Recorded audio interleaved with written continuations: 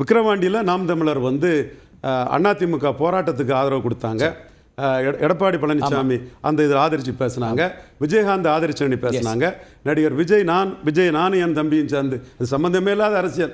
ஸ்டாலினுக்கு நிழல கூட நெருங்க முடியாதவங்க தான் அந்த மாதிரி பேசுவாங்கிறது என்னோட கருத்து. அது யாராக இருந்தாலும் அப்படியெல்லாம் பேசுனாங்க.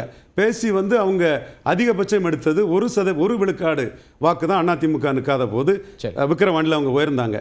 இன்னைக்கு அவங்க 8 விழுக்காடு வாக்கு இங்கே உயர்ந்திருக்காங்கன்னா அவங்களுக்குள்ள பலம் களத்துக்குள்ள மற்றவங்க பாஜக கூட்டணி அங்க களத்திலே இல்லைல்ல.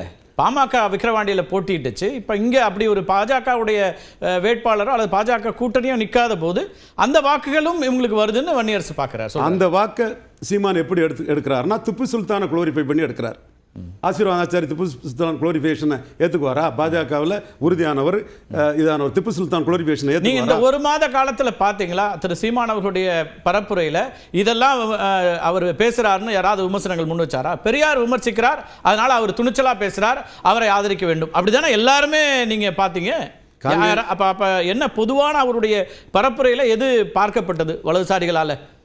பெரியார்ங்கிறதுல நானே தந்தை பெரியார் உயிரோடு இருந்தால் மோடியின் வெற்றியை பாராட்டியிருப்பாருன்னு சொல்லக்கூடியவங்க தான். சரி, பெரியாரிஸ்ட்னு சொல்லக்கூடியவங்கெல்லாம் இல கணேசன், ஆசீர்வாதம் ஆச்சாரி, சுப்பிரமணிய சாமி, ஆசீர்வாதம் ஆச்சாரி என்ன சமுதாயம் எனக்கு தெரியாது, தென் குருமூர்த்தி போன்றவங்கள்லாம் சொன்னதை மீறி சசிகலா விஷயத்தில் நான் சொன்னதை பாராட்ட மனசு இல்லாத போலி பெரியாரிஸ்டாக தான் இருக்காங்கிறலாம் கருத்து எனக்கு உண்டு.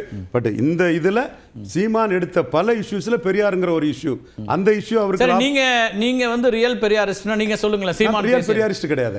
அப்ப சொல்லுங்க. அப்ப யார் அப்புறம் போலின்னு நீங்க யார் அடையாளப்படுத்துறீங்க? அப்படி சொல்றதுக்கு என்ன இது இருக்கு? அப்ப யாருன்னு சொல்லுங்க, நம்ம அதை பத்தி வெளிப்படையா பேசுவோம். சரி, அது பாராட்டினவங்களும் இருக்காங்க, பாராட்டாதவங்களும் இருக்காங்க. அப்படி சொல்ல முடியாது சார். நீங்க போலி பெரியாரிஸ்ட்னு ஒரு பதத்தை பயன்படுத்தும் போது அதுக்கு வந்து யாரு இந்த இடத்த குருமூர்த்தி சொல்லியும் நடக்கல, ரவீந்திரன் துரைசாமி சொல்லி நடந்துங்கிறத ஒத்துக்க முடியாம எல்லாருமே குருமூர்த்தி சொல்றாதான் கேட்காங்கன்னு சொல்றவங்க யாரா இருந்தாலும் அவங்க போலி பெரியாரிஸ்ட் தான். ஏன்னா குருமூர்த்தி சாக்கடை ஜலம்னாலும் வீடு தீப்பற்றி எரியும் போது அணைக்கிறதுக்கு பயன்படுத்தணும்னு சொன்னாரு. நான் தான் சொன்னேன் மோடி இன்க்ளூசிவ் அலையன்ஸ்ல சசிகலா அம்மையார் வர முடியாதுன்னு சொன்னேன். இது பொது வெளியில எல்லாத்துக்குமே தெரியும். ஒரு சிலர் பாராட்டி இருக்காங்க, பாராட்டாதவங்கள நான் அப்படி ஒரு என்னோட விசனத்தை நான் பதிவு பண்றேனே தவிர யாரையும் இது சொல்லல.